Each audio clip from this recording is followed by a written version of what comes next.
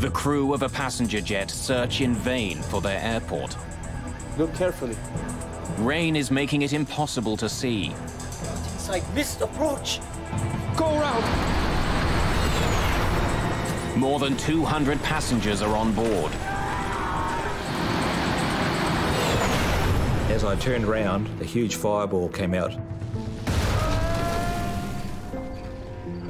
Investigators search for clues. Could a vital missing piece of equipment be responsible for the crash? I think the best way to describe that would have been irresponsible. I know a lot of people could have walked off that plane that night. Nothing will change my views on that.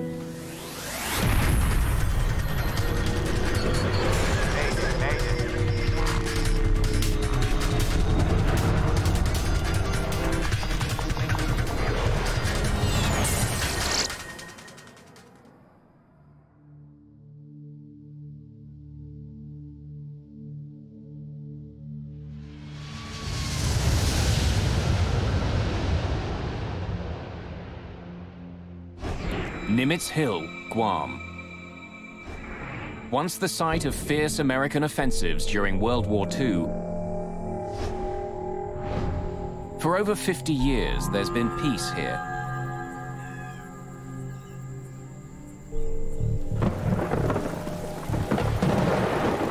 Now the hill is peaceful, invaded by hunters. And the normal quiet is broken by the roar of jumbo jets as they fly overhead.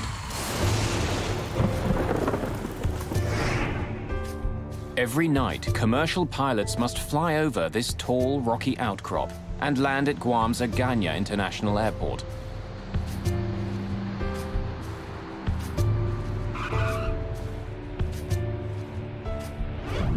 Flights come from airports all across Asia. Just past midnight, on August the 6th, 1997, Korean Airlines Flight 801 is on its way to Guam from Seoul, South Korea. 42-year-old captain Park Young-chol is at the controls. A former Korean Air Force pilot, Park has been flying 747s for more than 6 years. Just a few months ago, he received a Flight Safety Award from the President of Korean Air for successfully handling a 747 engine failure at low altitude. Park is supposed to be flying to the United Arab Emirates tonight, but a scheduling change has put him in command of this shorter flight to Guam. In the cabin, Korean, Japanese, and Western tourists are heading for Guam's pristine beaches.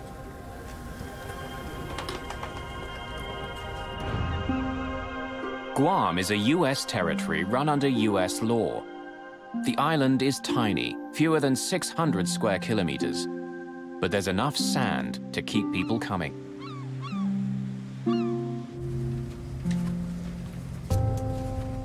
"24-year-old Sean Burke and his girlfriend Wendy Bunton are planning to make the most of Guam's beaches. They're flying in from San Diego for a vacation. Sean and Wendy were going to Guam to do some scuba diving, reef diving, and at the same time, they were going to visit her brother, who was in the Navy over there. He was a Navy doctor. Flight 801 is taking Barry Small back to work. He's returning to Guam from New Zealand for another 6-month contract as a helicopter pilot. But he does it with a heavy heart. The night before I left, my father had a heart attack, and I had to CPR him till the ambulance arrived, and decided to cancel the contract so I could help him. But he was insistent that you must carry on with your job. The flight is still a couple of hours from Guam when the calm evening is brutally interrupted.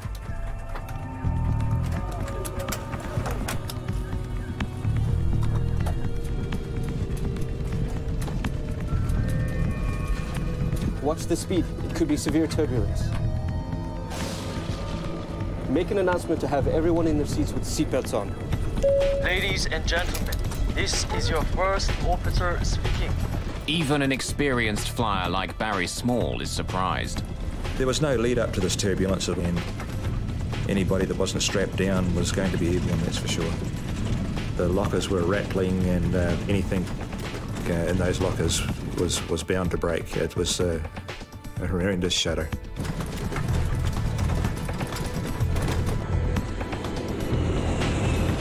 It's heavy turbulence. But the crew ride it out. Eventually, the flight returns to normal. We're through it. Let the passengers know. Ladies and gentlemen, this is your first officer speaking. We have cleared the turbulent area. But it's left some of the passengers shaken. Shh. It's okay, Rika. We'll be there soon.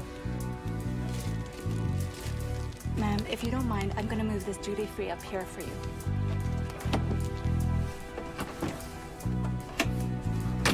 The cabin crew cleans up. And the passengers settle in for the rest of the trip. Because of the 12-hour stopover in Seoul and no change of clothes, it was getting rather uncomfortable in a tropical environment, and I took my shoes off just to relax a little bit and feel more comfortable. Captain Park and his crew begin looking ahead. They know there's more unsettled weather coming. Rain has been hitting Guam on and off all day. In fact, August is the heart of the island's rainy season. Small showers can pop up, making visibility unpredictable. In that particular part of the world, they have what's called a top hat thunderstorm. That is a very small thunderstorm that builds up all times of the day, and it's very short-lived, so it wouldn't hamper the pilot's ability to actually conduct the approach. It's going to just obscure his view for some period of time while they're transiting through it. Just past 1 in the morning, Korean Air Flight 801 makes initial radio contact with Kurt Mayo, the radar controller at Guam's airport. Guam Center, Korea 801, leaving level 410 for 2,600. Korean Air 801, roger. The crew aren't the only ones preparing to land. After more than 3 hours of flying through the night, the passengers get ready for the airport. I saw the lights of Guam, and I knew exactly where the aircraft was because I've been there many times before. Captain Park has navigated Nimitz Hill 9 times before, but this time there's a major difference. At airports around the world, pilots land with the help of a glide slope, an electronic system that helps planes safely touch down. If pilots follow the directions given by the glide slope, it guides them to the foot of the runway. The glide slope beacon at Guam Airport has been removed for extensive maintenance. Without the airport transmitter, Park's glide slope indicator in the cockpit is useless. Landing without a glide slope is rare, but it does happen. In Guam, the transmitter is scheduled to be out of service for more than 2 months. But impaired navigation is only part of the problem. Captain Park is fighting exhaustion. They make us classic guys work to the maximum. Probably this way, hotel expenses are saved on cabin crews and they maximize flight hours. Really sleepy. Now, as the plane approaches Guam, clouds and rain block their way. Captain, Guam condition is no good. It's raining a lot. It's been several hours since Captain Park and his crew left Seoul. Now the rain is making the late flight more difficult. Tired and fighting the weather, the captain begins the final approach to the airport.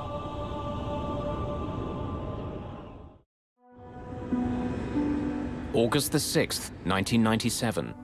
It's close to 1:30 in the morning. On Korean Airlines Flight 801, a tired captain is preparing to land at Agana Airport on the island of Guam. In the cabin, 237 passengers are getting ready to begin their holidays or get back to work. The flight, other than the turbulence, was totally normal. We had our meals, and it was just a totally normal flight in every way. As the jet approaches Guam, an erratic storm pushes rain and clouds between the plane and the airport. It's hard to see. The captain wants to make a small change in course to avoid the worst of the weather. Request 20-mile deviation to the left as we are descending. Guam Center, Korean 801, request deviation 10 miles left of track. Korean Air 801, Roger. Veering around cloud cover, Captain Park Young-chol struggles to get a clear view of his approach. And finally, he sees what he's been looking for. It's Guam. Guam. Good. Today, the weather radar helps us a lot. Korean Air 801, cleared for ILS, runway 6, left approach. Glide slope unusable. Air traffic controller Kurt Mayo reminds the crew that the airport's glide slope equipment is out of service. It would normally help them find the runway, but since it's under repair, it isn't sending out any signals. Then, with the crew in the middle of their landing sequence, something unexpected happens. The glide slope appears to come to life. Is the glide slope working? The glide slope, yeah? Yes. Yes, it's working. Why is it working? It's a confusing moment. Unsure what's happening, the crew continue to prepare for their landing. 60 check, gear down. Check. Approaching 1400. Since today's glide slope condition is not good, we need to maintain 1,440. Please set it. Set. At 40 minutes after 1 in the morning, Guam controller Kurt Mayo once again makes contact with the crew. Korean Air 801, contacting Ganya Tower 118.1. He passes the plane on to the airport tower and says goodbye in Korean. Ganya 이가세요. 수고하십시오. 118.1. It's the last time he'll ever talk to the crew of the jetliner. The guy working here probably was a GI in Korea before. Aganya Tower, Korean Air 801 to intercept the localizer 6 left. Korean Air 801 Heavy, Aganya Tower. Runway 6 cleared to land. Korean 801 Roger, clear to land 6 left. Flaps 30. Flaps 30. As the plane descends, clouds and rain close in again. They've lost sight of the airport. Look carefully. Ladies and gentlemen, we're preparing for landing at Aganya International Airport in Guam. Please return your seats to the upright position, fasten your seatbelt, and prepare for landing.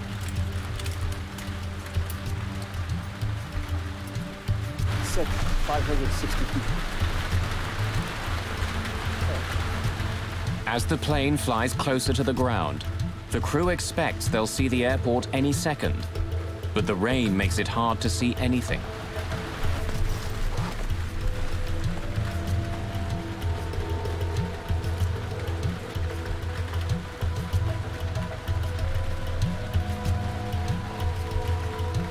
Isn't the glide slope working? Wiper on. Then a computerized voice fills the cockpit. It's the ground proximity warning system, which tells the crew they're just 500 feet in the air. But they still can't see the runway.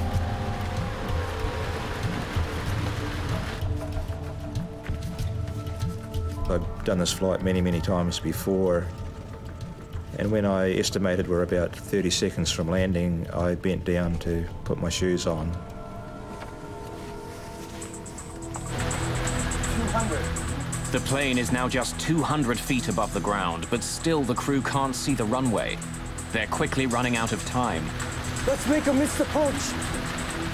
Not inside. Not inside. Missed approach. Go around. Go around. Perhaps.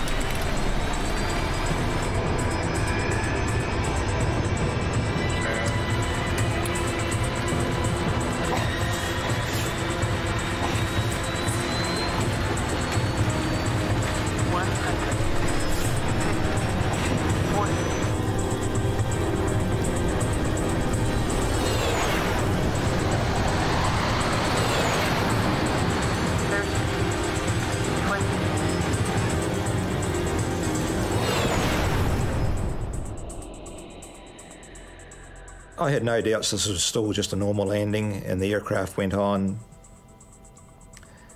and was decelerating quicker than normal, but nothing to really alarm me.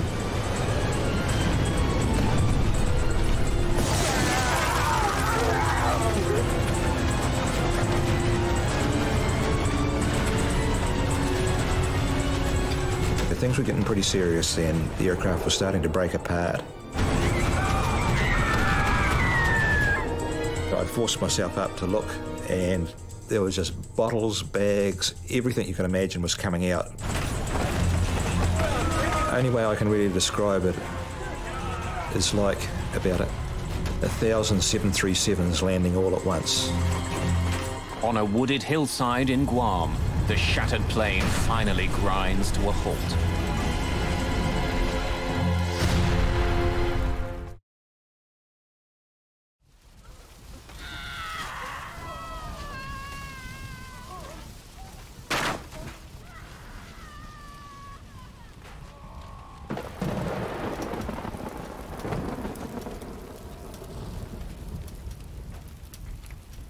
I was too scared to undo my seatbelt at that stage because I was waiting for the next bounce to go over another ravine or whatever was going to happen next.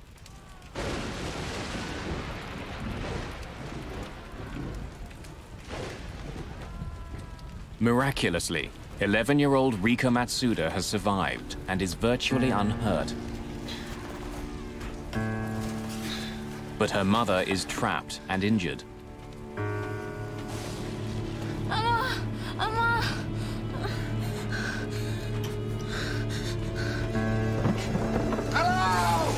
Barry Small is also injured and terrified that fire is sweeping through the plane. The fire started in the front and proceeded from the front to the back towards me. There was no floor lighting or anything like that, but the fire was so intense there was no problems to see where I was going.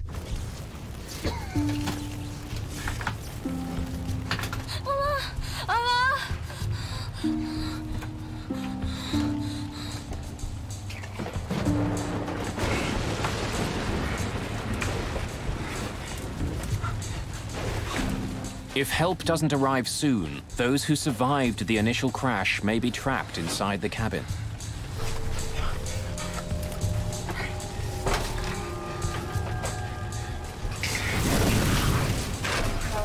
Korean Air 801 Heavy Tower, how do you hear?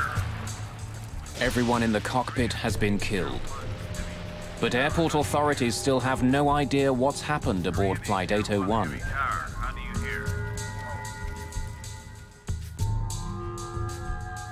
Hurt by the crash and desperate to escape the ruined plane, Barry Small stumbles towards an opening in the cabin.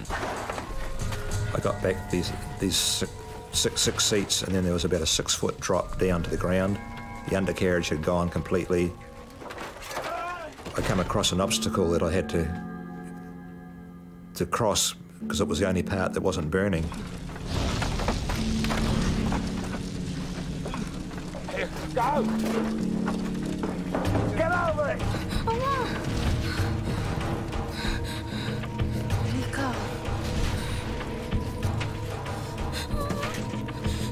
Rika's mother tells her daughter to get out of the burning plane. Go now, get out of here.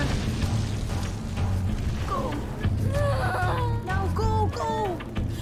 You must go. Go. You must go now. Go.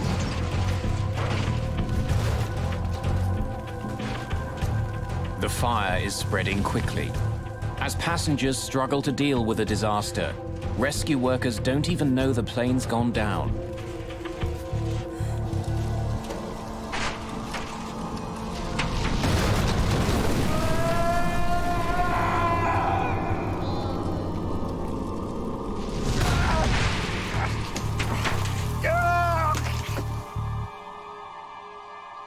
The fire engulfed both the Asian gentleman and myself, to the extent that it burnt my arms, and my watch got that hot it was melting into my flesh.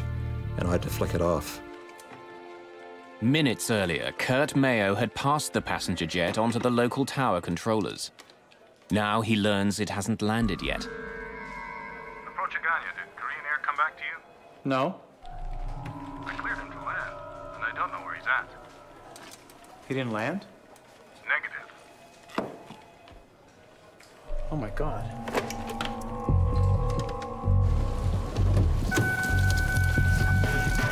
Within minutes, Guam Fire Chief Chuck Sanchez is en route. I was thinking, my God, 747, where's it at? Is it on island? Is it on sea? What is the plan here?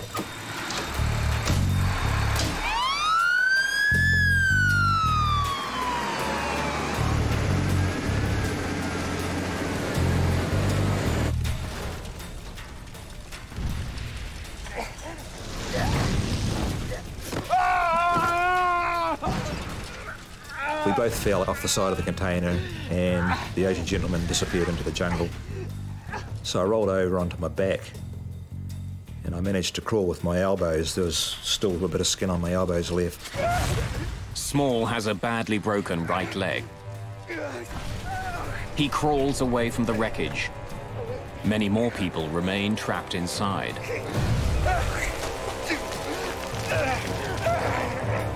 Lying there, it just sounded like a battlefield.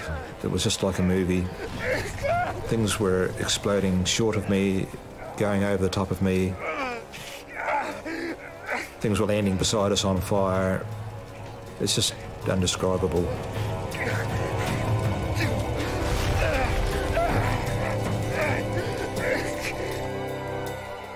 There's only one way for emergency crews to get down to the wreck site, along a single access road that runs beside Nimitz Hill. As they race to the accident scene, rescue workers discover a major obstacle. A pipeline has been ripped out of the ground by the crash and thrown across the road. There's no way around it. Having heard about the crash, the island's governor, Carl Gutierrez, has joined the rescue team. Engine Company 7, get this thing out of the way. You guys, get the medikits and come with me. We reached the closest point of approach to the crash site, which was up the hill and probably about another 150 yards downhill. Gentlemen, turn on whatever lights you got to guide us down this path, and let's do it.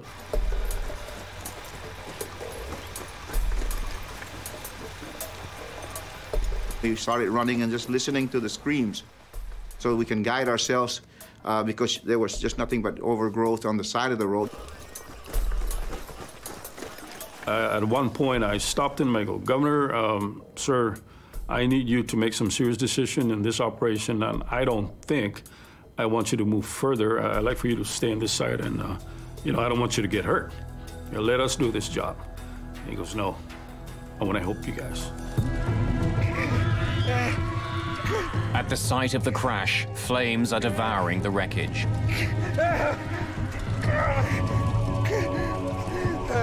Hampered by his broken leg, Small can only look on as people cry out for help.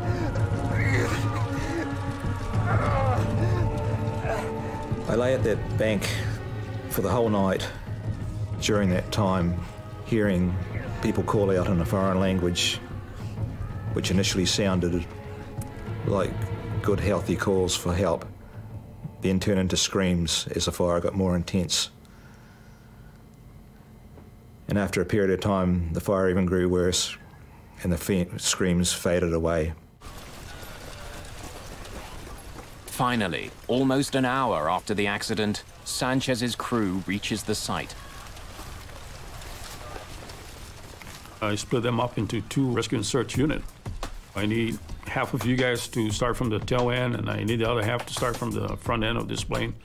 And let's meet in the middle, and let's do what we can to help the survivors here.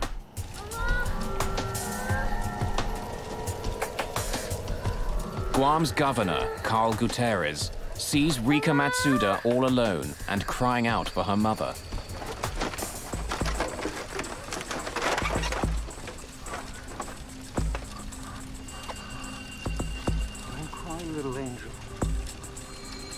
Everything will be okay. I did not dare let her go. It's something that I almost like there was a bond between me and that little girl. And I found out later she was 11, but she looked really smaller than 11 years old. Fire Chief Chuck Sanchez finds Barry Small in the swordgrass. He gave me his fire jacket and put it under my head to comfort me. Here, go. All right, let's go. Later on, he was very distressed that he had to come back and get it back because he was getting burnt, dragging people and bodies out of the aircraft.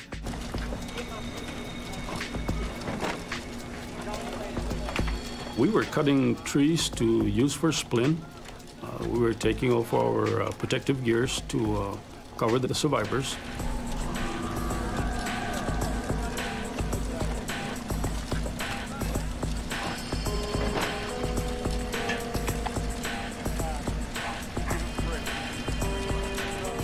It's clear to rescue personnel that for many, they've arrived too late.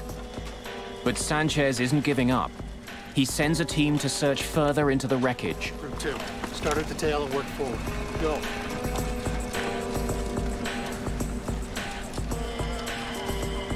What I heard was this large explosion, man, right where they were at.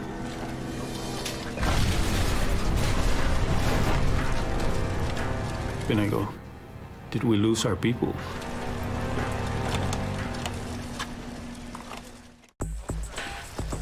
A Boeing 747 has crashed on a rugged hillside in Guam, just a few miles short of the airport.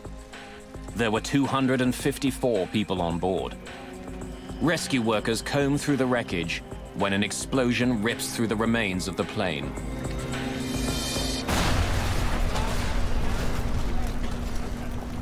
No radio transmission at all. We lost all transmission, and then finally somebody came out. Sir, we're okay. We survived the explosion. Everybody's accounted for.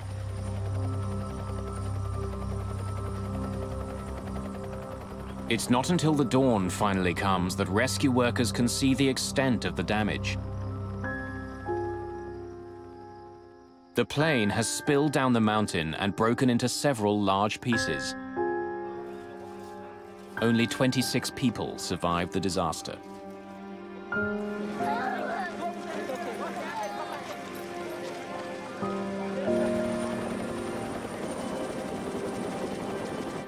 Friends and family are desperate for any news.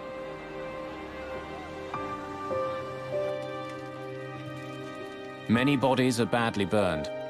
Although most of the passengers are Korean, Sean Burke and his girlfriend Wendy Bunton are among a few Americans on the flight.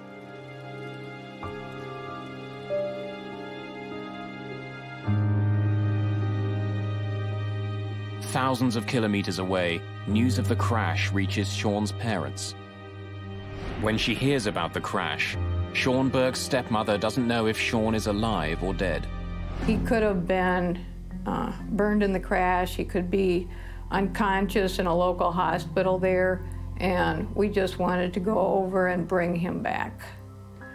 So, I mean, because that kept going through our minds that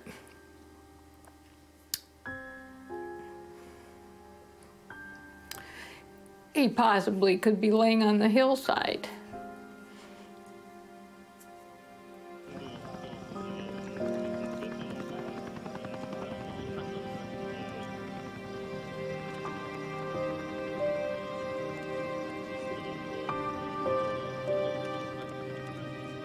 Since Guam is an American territory, the responsibility for investigating the crash falls to the National Transportation Safety Board. Greg Fife is the lead investigator. When he arrives on the site, he has to contend with more than just the carnage of the plane crash.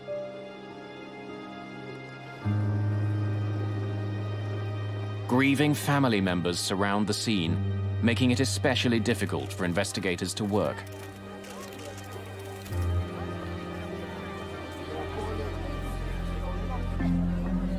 As an accident investigator, you have to keep your emotions in check. It's like being a doctor in an ER room. You see this devastation, you see this tragedy unfolding in front of you. you hear about all of the sad stories, especially when there are kids and innocent people involved. And as an accident investigator, you have to keep those emotions in check because you have to remain objective, you have to remain emotionless to be able to do your job effectively. And we had a whole building full of people just like us. They were all grieving and crying out. It was just horrible.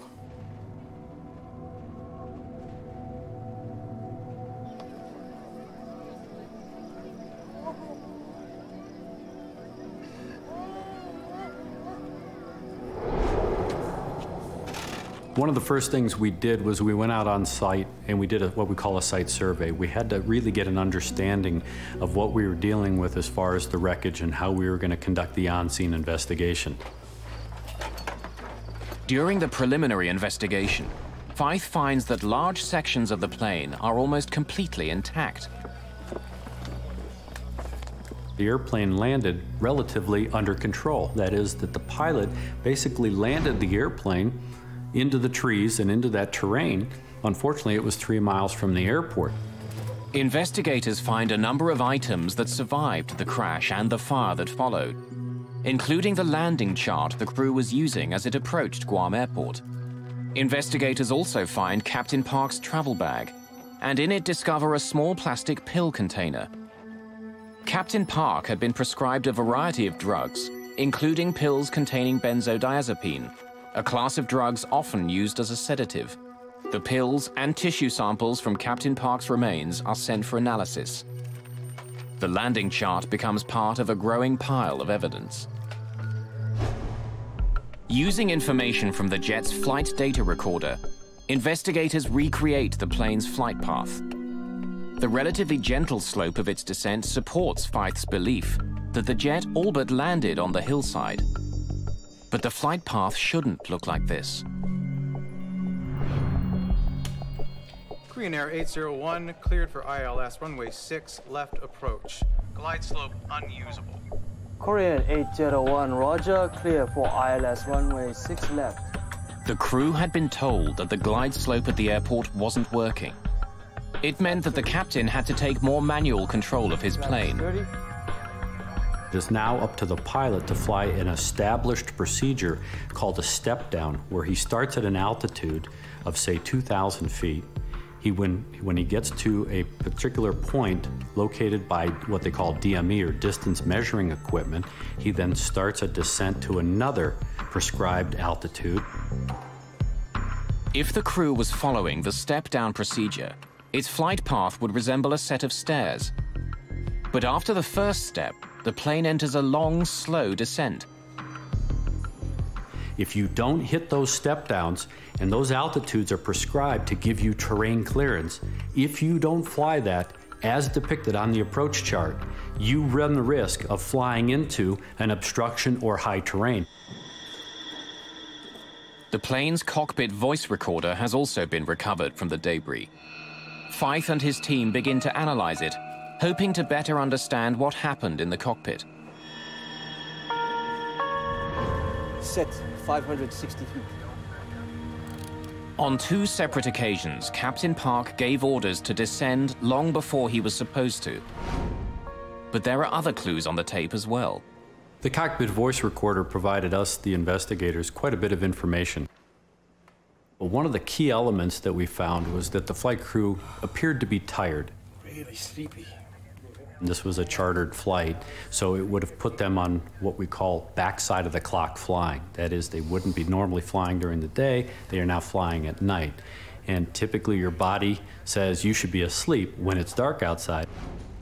The sedatives could have made a difficult situation even worse. But when the lab results come back, they're conclusive. While he had the pills with him, there are no traces of them in Captain Park's system. When lead investigator Greg Fythe returns to the cockpit voice recorder, he focuses on the captain's discussion of the glide slope. Is the glide slope working? The glide slope, yeah? Yes. Yes, it's working. Why is it working?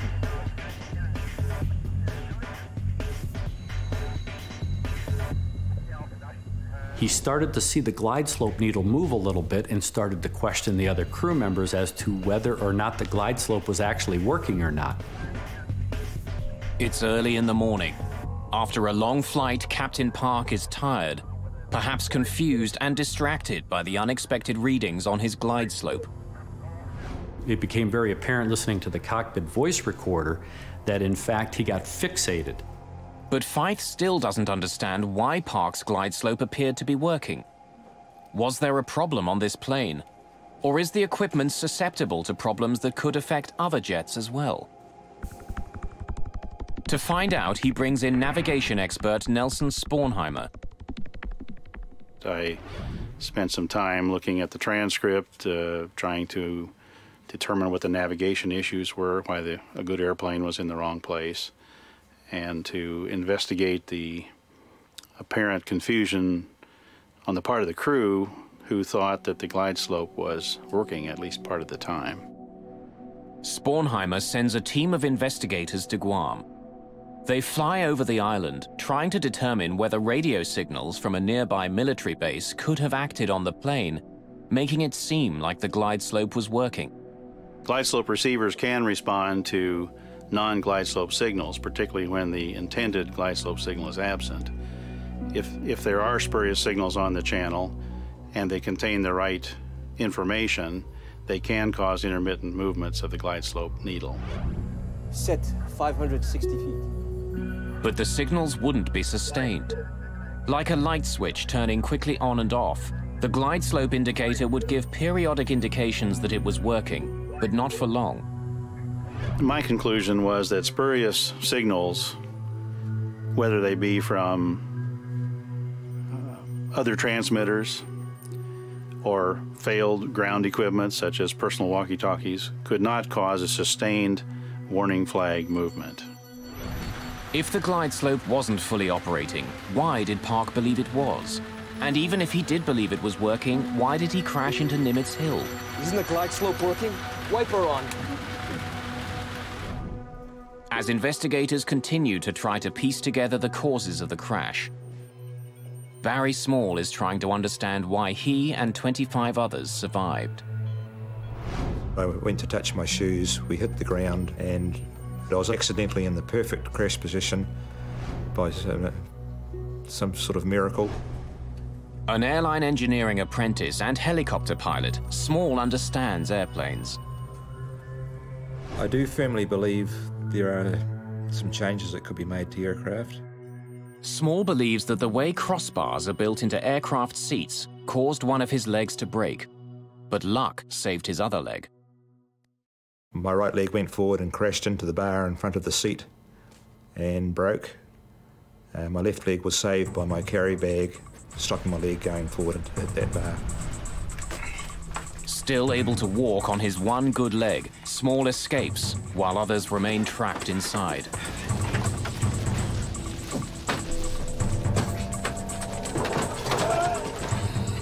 Since she's young, Rika Matsuda's legs are shorter than a normal adult. Sitting normally, her legs wouldn't have been pressed against the crossbar on impact, so she was able to escape the plane. Oh, go now, get out of here. While her mother died. Small is also convinced that the flames that first spread through the cabin of Korean Air Flight 801 were preventable. They estimate that those top lockers had over 462 litres of burnable alcohol on board. Had the plane been full, there could be at least twice that amount. During the crash, Small believes that the duty-free alcohol mixed with oxygen in the plane's ceiling. The combination ignited with deadly results.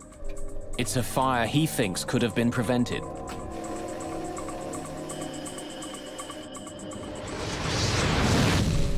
Why have this risk, alcohol and oxygen? I thought, you know, for aircraft's about safety, and this is just a blatant breaking of the rules of safety as far as I'm concerned. As he continues to recover from the accident, Small is determined to prevent what had happened to him from happening to others. He decides to push for changes on how seats are made and how duty-free alcohol is stored. For NTSB investigator Greg Feith, the biggest question still remains. How did an experienced pilot, one recently honored by his company for his safety record, crash his plane 5 kilometers short of the airport?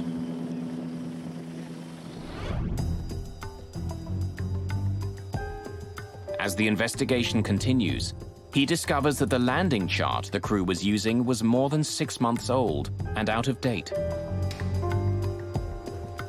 It's an indication that the crew could have been better prepared for the landing.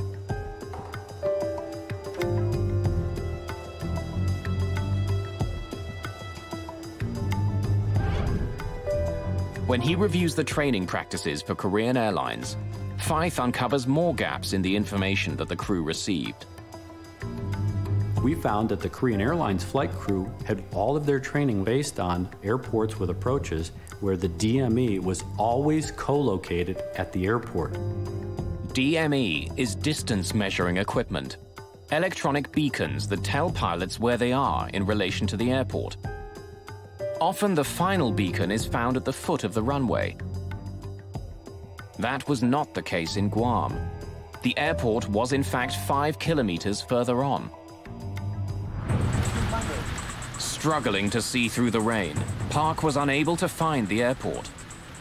Distracted by the unexpected glide slope readings, Park used the final beacon as a guide, expecting it to take him right to the runway.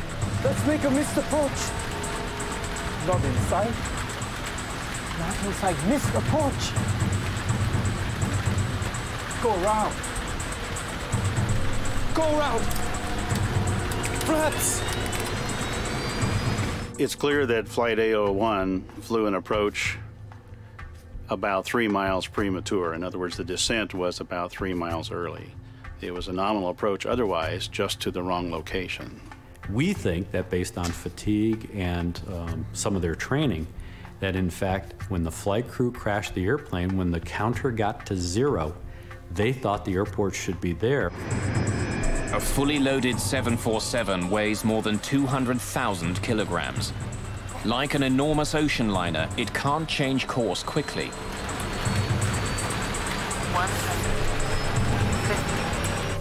Blinded by rain and relying on their equipment, the crew of Korean Air Flight 801 thought they were heading straight at the runway. When they realized something was wrong, it was too late. As the investigation continues, Feith and his team make a startling discovery. Equipment that would have given the crew more time to react had been disabled on purpose. In August of 1997, the crash of Korean Air Flight 801 took the lives of more than 200 people.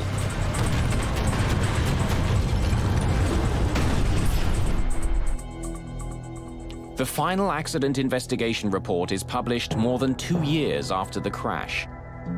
It lays blame on the Korean Airlines training methods and the crew's over-reliance on the jet's automation. But it also has sharp words reserved for the FAA, the body that regulates air travel in the United States.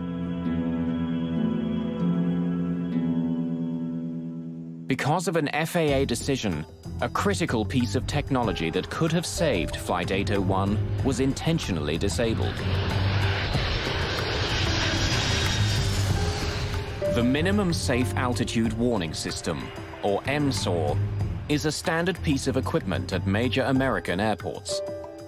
But in Guam, the FAA had made a critical alteration to the way it was used.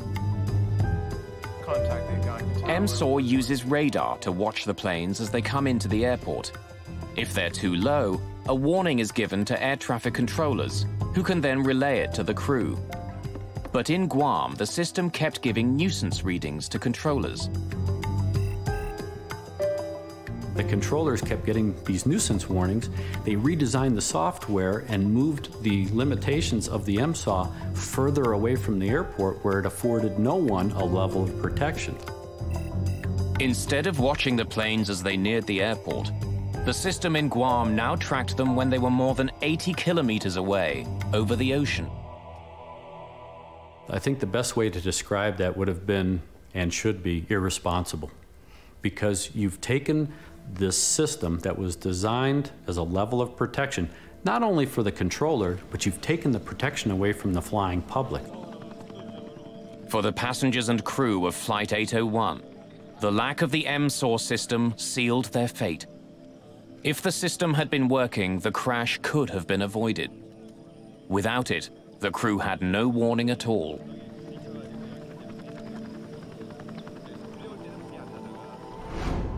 The two pilots didn't want to die. They had families. No one wanted to die. We still do not blame them. The bottom line is nobody wanted to be in that situation. It was just something that happened. For Barry Small, the years since the crash of Flight 801 have been emotional and frustrating. The Civil Aviation Authority in his homeland of New Zealand has acknowledged the potential danger posed by duty-free liquor on board, but so far no policies have been changed.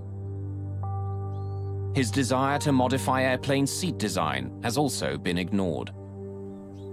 I have taken several steps to put this idea forward, and in a lot of cases it's initially met with enthusiasm, but it eventually ends up in the too hard basket.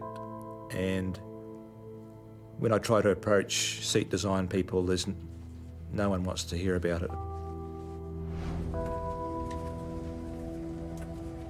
Sean Burke was never officially identified as a victim of Flight 801.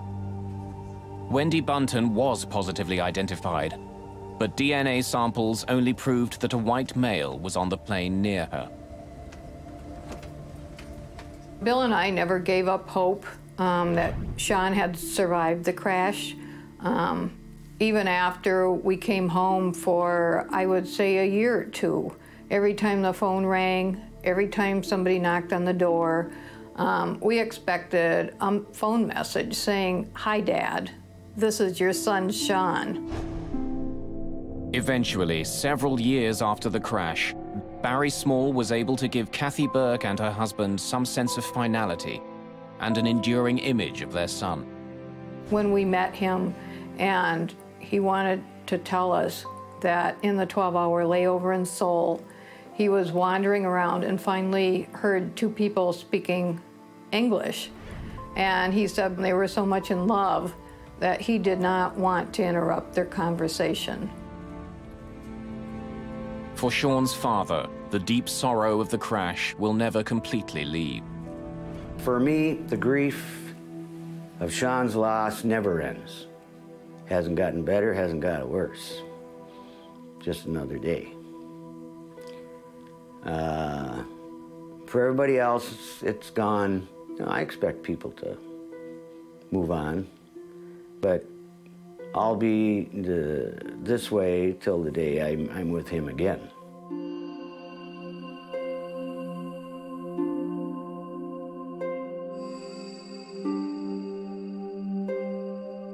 For Barry Small, there is anger too, but also incredible gratitude for surviving. So many people have told me that I survived for a reason. I've been searching for that reason for 9 years now.